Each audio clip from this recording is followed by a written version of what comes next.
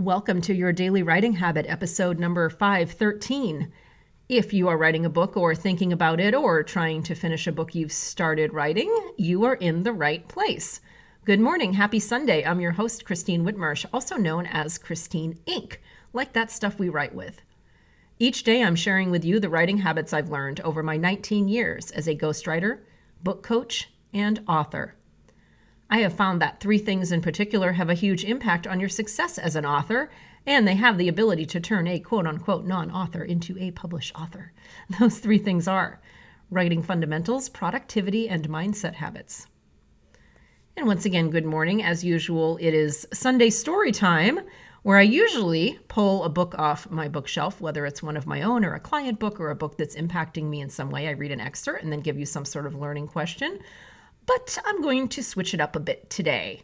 Now, I've spoken frequently here on the show about how studying great movies and TV shows, like when I say great, I mean well-written, can be a valuable tool in your author toolbox.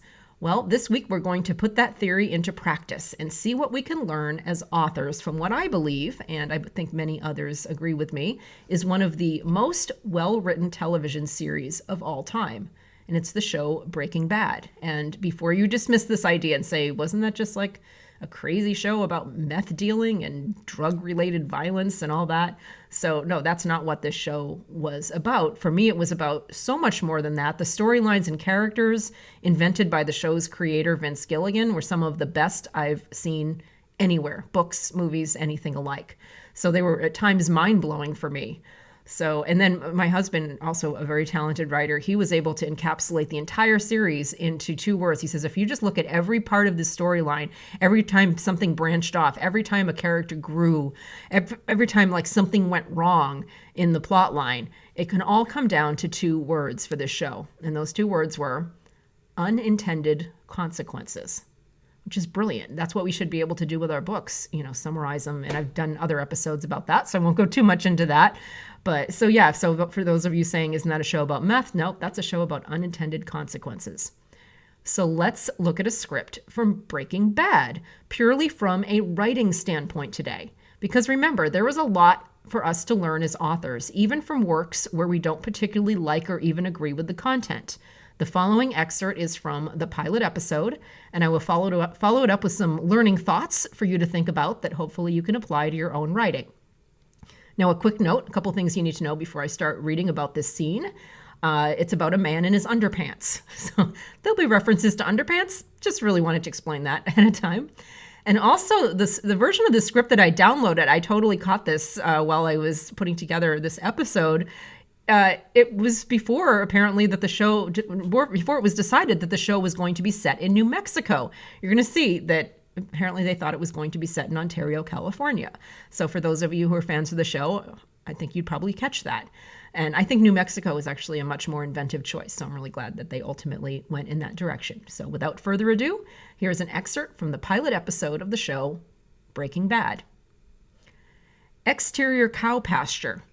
So remember, it was in the desert in the final one. So this is very interesting. Continuous. Ducking outside, he starts breathing again. A short sleeve dress shirt on a hanger dangles from the Winnebago's awning. Underpants man pulls it on. He finds a clip-on tie in the pocket, snaps it to his collar. No trousers, unfortunately. He licks his fingers, slicks his hair down with his hands. He's looking almost pulled together now, at least from the waist up. All the while, the sirens are getting louder. Underpants man figures out how to turn on the camcorder. He twists the little screen around so he can see himself in it. Framing himself waist up, he takes a moment to gather his thoughts, then presses record. Underpants man, and this indicates dialogue. My name is Walter Hartwell White. I live at 308 Belmont Avenue, Ontario, California, 91764. I am of sound mind. To all law enforcement entities, this is not an admission of guilt. I'm speaking now to my family. Swallows hard. Skylar, you are the love of my life. I hope you know that.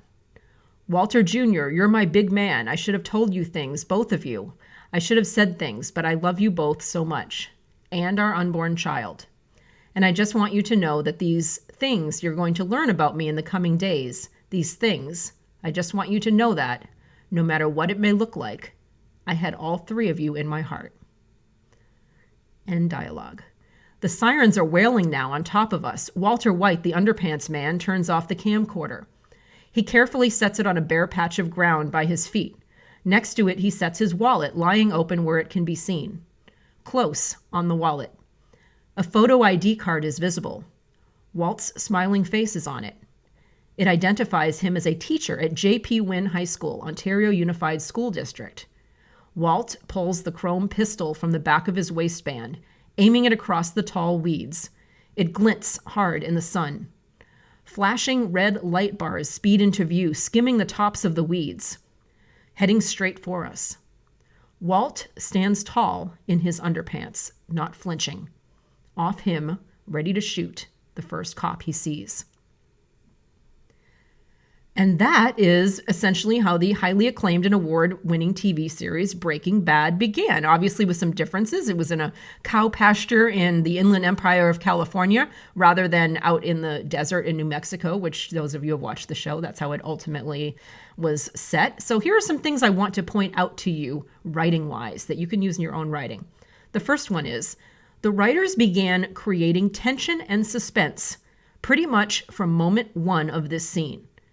That was obviously the goal of the scene, and they wasted no time in getting to it. They didn't mess around. That's something that's very important. What you're trying to accomplish, don't wait too long to do it with exposition and all those other things. The second point, the scene is a perfect balance of showing and telling the character's state of mind. We see the urgency and upset in his action. Obviously, this is only one scene in the opening of the pilot. There were other scenes, too, that did the same exact thing. I just chose this one for you. But we're able to see the urgency and upset in his actions, and then we hear it from him, and we hear what he's really thinking via his video recording, a very clever device used there to show and tell. Finally, there are just enough contrasting details. Think about the contrast we saw in this scene. Like, for instance, the school ID with a smiling face and a nice innocent, like this is a school teacher, in contrast to the gun in his waistband. For instance, to make us ask, okay, what the heck is going on with this guy? And the fact, of course, that he's standing out in the middle of nowhere in his underpants. So I just want to point that out. And I mean, that makes me, that's just all the contrasting details and the suspense. That makes me as the reader, or in this case, the viewer, want to know more. In other words, if this were a book, there is no way that we wouldn't turn the page. Those are some things for you to think about, and I would highly encourage you to do your own exploration of screenplays for this reason. Study the writing. It is such a show-oriented vehicle for writing versus a telling-oriented vehicle. We're always told as writers, show, don't tell. For me, studying screenwriting really cements that lesson, and just seeing the brilliant ways, especially screenwriters of this caliber, are able to show, not tell. So study the writing and see what you can learn from this form of writing, of screenwriting, and see how you can apply it to your own writing. Thank you for joining me here on Your Daily Writing Habit, where I am helping you write and finish writing an awesome book. And I would love to see you in my Inc. Authors group on Facebook, and let me know, especially as you start studying screenplays, what are the best screenplays that you've studied and what have you learned from them? Inc. Authors on Facebook. Until tomorrow, happy writing.